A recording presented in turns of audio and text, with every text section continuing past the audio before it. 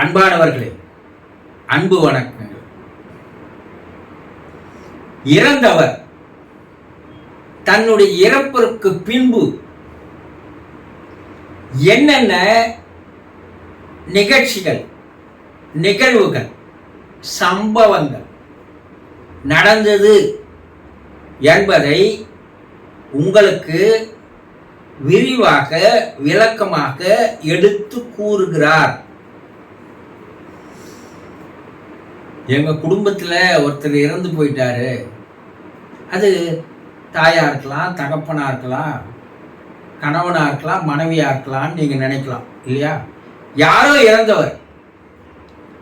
ஆனா அந்த இறந்தவர் தன்னுடைய இறப்பிற்கு பின்பு என்னென்ன நடந்தது என்பதை உங்களுக்கு தெரியப்படுத்துவதற்கு உங்களுக்கு அவர் ஆசைப்படுகிறார். என்ன ஆசைப்படுறாரு?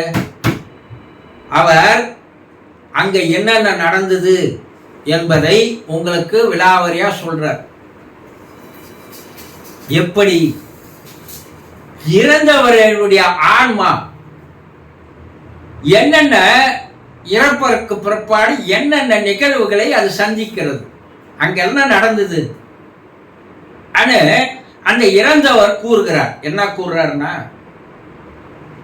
நான் இறக்கும் போது என்னுடைய உடலில் ஒரு விதமான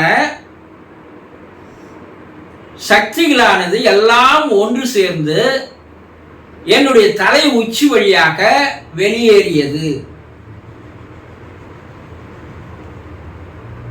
அது ஒரு ஒளித்தன்மையோடு இருந்தது என்று அவர் கூறுகிறார். என்ன இது எல்லா சக்திகள்? அவர் என்ன கூறுறாருன்னா, நம் உடலில் பஞ்ச தச வாயுக்கள் செயல்படுகிறதுன்னு சொல்லுவாங்க சித்தர்கள். 10 விதமான வாயு செயல்படுது. அதுல மிக 5 முக்கியமானது. அந்த 5 பஞ்ச பிராணன்னு சொல்லுவாங்க. இந்த பிராணங்கள் என்ன பண்ணுதுன்னா, அந்த காத்துக்கள் கால் பாதங்களிலிருந்து கை விரல்களிலிருந்து எல்லாம் மேல் நோக்கி வந்து அது உச்சந்தலை வகையில் வந்து ஒன்று சேர்ந்து அந்த 10 தசவாயுக்களும் அது ஒளியாக மாறி தலை உச்சி வழியாக வெளியேறுவதை தான் நம்ம பிராணன் போயிடுச்சுன்னு சொல்றோம், உயிர் போயிடுச்சுன்னு சொல்றோம்ல. அததான் அவர் சொல்றார், தலை உச்சி வழியாக ஒரு ஒளி வெளியே வந்தது. இது எனக்கு நிரந்தரமான தூக்கமாக மாறிவிட்டது. நம்ம மரணம் சொல்றோம், இறப்புன்னு சொல்றோம், சாவுன்னு சொல்றோம் இல்லையா? அது அவர் என்ன சொல்றாரு, நிரந்தரமான தூக்கமாக எனக்கு அது மாறிவிட்டதுன்னா, நம்ம ராத்திரில தூங்குறோம், காலையில எழுந்துக்கிறோம் இல்லையா? இது சிறு தூக்கம்.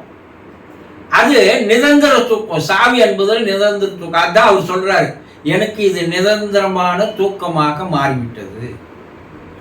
அந்த ஒளியானது மேல் நோக்கி சென்றது. நான் ஒளியா மாறிட்டேன். அந்த ஒளி மேல் நோக்கி போச்சு. எங்க போச்சுன்னா, ஒரு ஒளி மிகுந்த ஒரு குகை. அந்த குகையிலே அது வேகமாக மேல் நோக்கி போகிறது. நீண்ட நெடுந்தூரம் அந்த வெளிச்சமான குகையில என்னுடைய ஆன்மா என்ற அந்த சின்ன உயிரானது மேல் நோக்கி மேலே போனது. அது கடைசியா எங்க போய் நிக்குதுன்னா, ஒரு ஒளி மிகுந்த உலகத்தில் போய் அது நின்னது. என்னுடைய ஆன்மா உயிரானது ஒளியாக ஒரு வெளிச்சமான ஒரு குகைக்குள்ள, சுரங்க பாதைக்குள்ள நேரா போச்சு. போனது நேரா போய் எங்க போச்சுன்னா, ஒரு ஒளி மிகுந்த ஒரு உலகத்தில் அது போய் கலந்தது. அதுக்கு பேரு சூட்சும உலகம்னு சொல்றாங்க. அங்க அந்த சூட்சும உலகத்துல என்னுடைய உறவினர்கள், என்னுடைய குடும்பத்தில் இறந்து போனவர்கள், என்னுடைய உறவினர்கள், அவர்களும் அந்த உலகத்தில் இருக்கின்ற அவதாரங்கள் என்று நாம் பூமியில யார சொல்றோமோ அவர்களும் தூய ஆன்மாக்களும் என்னை வரவேற்றார்கள் என்று சொல்கிறார் அவர். என்ன அவங்க வரவேற்றாங்க அந்த உலகத்துல. அந்த சூட்சும உலகத்தை தான் நம்ம என்ன சொல்றோம்னா, சிவலோகம், யமலோகம் பல பேர் வச்சு அழைக்கிறோம். அந்த சூட்சும உலகத்துல ஒளி மிகுந்த உலகமாக இருக்கிறது. எங்க பார்த்தாலும் ஒரு பிரகாசமான ஒளியா தெரியுது. அதுல என்னுடைய சிறு ஒளி இருக்கிறது. அவங்க எல்லாம் சிறு சிறு ஒளியாக இருக்கிறார்கள். ஆனா சூட்சும உருவத்தில் இருக்கிறார்கள். நானும் சூட்சும உருவத்தில் இருக்கிறேன். அந்த வெள்ளை ஒளியாக உருவமாக நான் இருக்கிறேன், அவங்களும் இருக்கிறாங்க. என்னுடைய உறவினர்கள், என்னுடைய குடும்ப அங்கத்தினர்கள், இறந்து போனவர்கள், பல ஆண்டுகளுக்கு முன்னாடி பூமியில் இறந்தவர்கள்லாம் அங்க இருக்கிறாங்க. அவங்க என்னை வரவேற்றார்கள். அப்போ அந்த உலகம் எப்படி இருக்குதுன்னா ஒரு அதிர்வுத்தன்மை கொண்ட உலகமாக அது இருக்கிறது. ஃப்ரீக்வன்சி வேர்ல்டா இருக்குது. எல்லாமே அதிர்வுகள்ல தான் அங்க செயல்படுகிறது.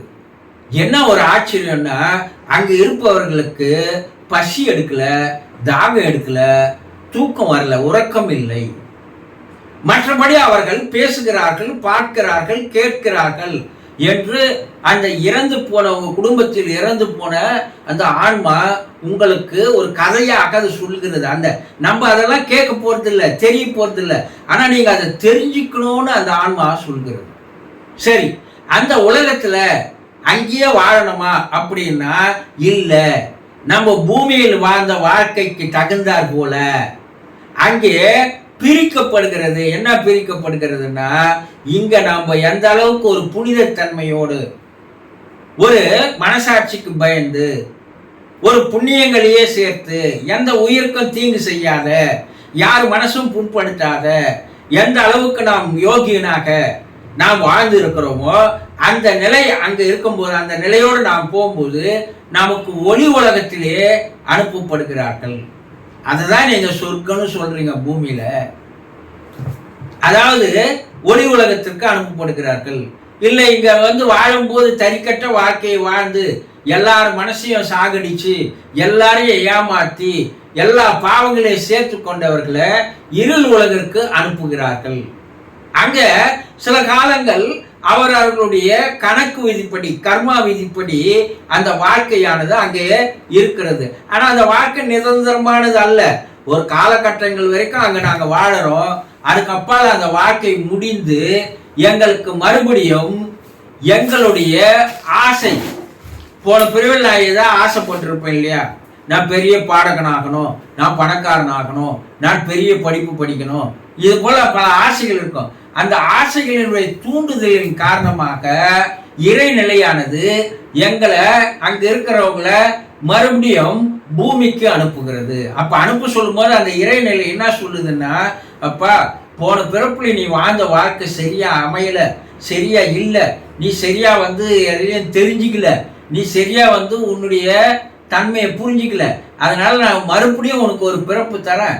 அந்த பிறப்பை பூமியில போய் மறுபடியும் நீ சரியான ஒரு வாழ்க்கையை வாழ்ந்து மறுபடியும் வா, உனக்கு இன்னொரு சான்ஸ் தரேன். எப்படின்னா 10வது படிச்சவன 10வதுலேயே படிக்க வைக்கிற மாதிரி. அப்போ எப்போ அவன் தேர்வாகிறானோ அது வரைக்கும் அதுலேயே தான் அவன் படிக்கணும் இல்லையா? அது போல அவர்கள் மறுபடியும் பிறப்புக்கு அனுப்புகிறார்கள். இப்படிதான் மனிதனுக்கு மறுபிறப்பு ஏற்படுகிறது என்று அங்கு நடக்கின்ற சம்பவங்களை எல்லாம் விலாவாரியாக அவர்கள் எடுத்து கூறுகிறார்கள். அவர்கள் கூறுறதுக்கும் முன்ன புராணங்களில் உபநிடதங்களில் கூறுகின்ற அந்த கதைகளுக்கும் அவையும் இவையும் உண்மையாக சரியாக இருக்கிறது என்பது இன்றைய ஆவி உலக ஆராய்ச்சியிலிருந்து தெளிவாக தெரிய வருகிறது.